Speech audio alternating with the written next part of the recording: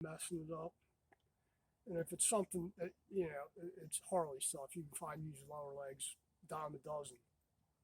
But some stuff, if you're doing it, it can be really expensive if you can even get them. So you always want to try and knock them loose first.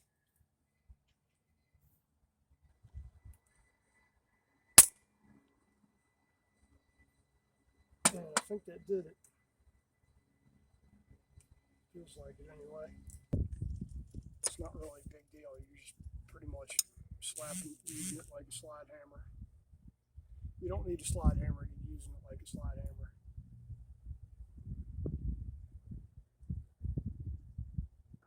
If I can get this down in here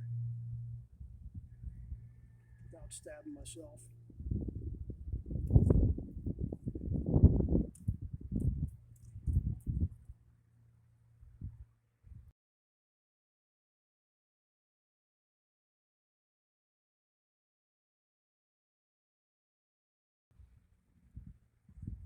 Come on, baby. I think I can. I think I can.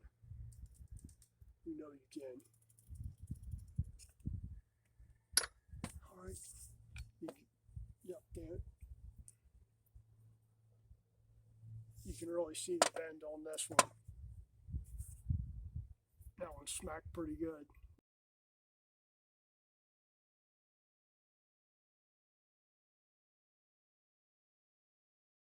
Now both of them are smacked pretty good. Now you're going to fish the clip out of here.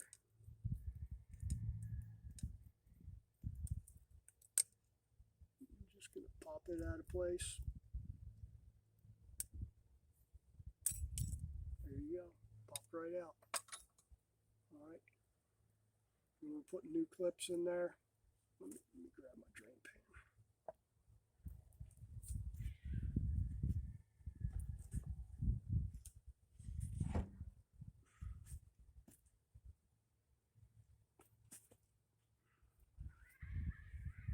Somebody's getting it over there, you hear them? I'm just going to pop that damper tube spring out of there.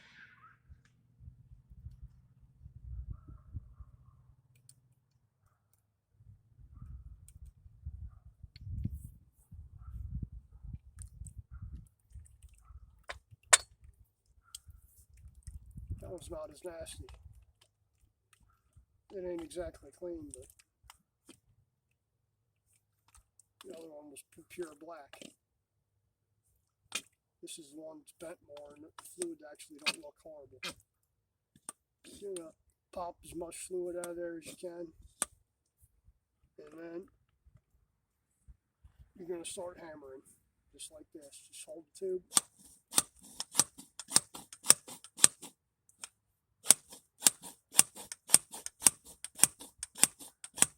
Starting to move. It's almost out of there. Let it drain a little bit.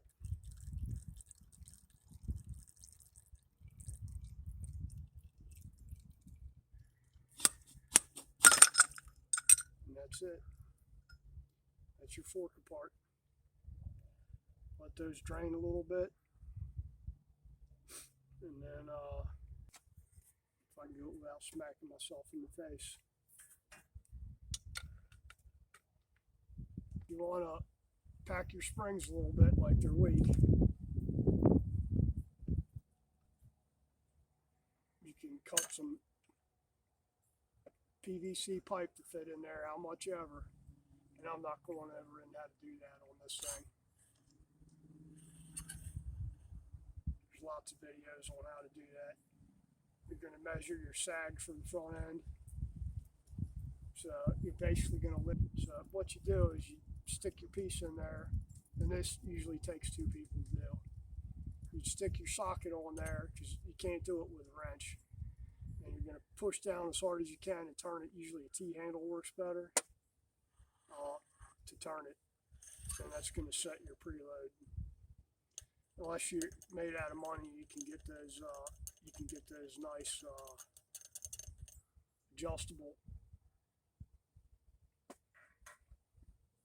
adjustable preload caps there. Alright, so that's it for that one. And I'm going to go ahead and pull the seal off of there.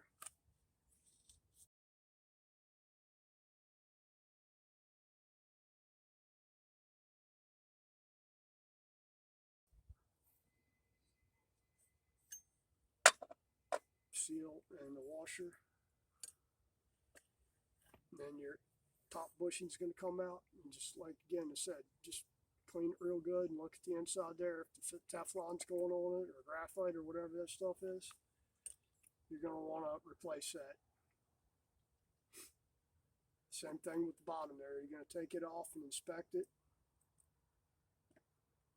and that's it.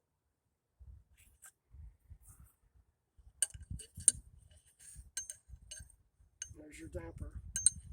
Damn, where's my damn spring at?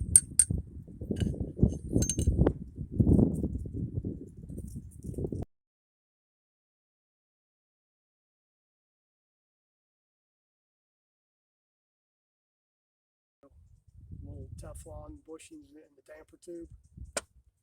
Probably want to check those out. I don't know that I've ever replaced one or had one broken, but they say you're supposed to check them. So if they're worn out, they're worn out. Actually, I take that back. I did have one time where a guy was complaining about spring noise going down the road, and checked all kinds of crap. You know, springs were fine. Changed the fork oil, changed the bushings, all that, and it still had this horrible damn spring noise. What it was, this little plastic Teflon clip, whatever it is, was broken, and the damn damper tube was rattling around when it'd go up and down. But it is what it is. Just remember, I put like 11 ounces in this thing. It calls for 10.2, but we completely drained everything out of there. Just put back a little bit more, ½ ounce to an ounce more than what it calls for. It ain't going to hurt it none. In fact, it actually rides a little bit better. 20 weight fork oil. You can put 10 back in there, but 20 is going to ride a lot better as far as soaking up the bumps in the road. A little bit stiffer ride. Front end ain't going to dive as much when you're hard on the brakes going into a corner or whatever. If you ride fairly decent clip and you're not just putting around, 20 weight's the way to go. Hell, I've even used 30 weight in really old stuff to good effect.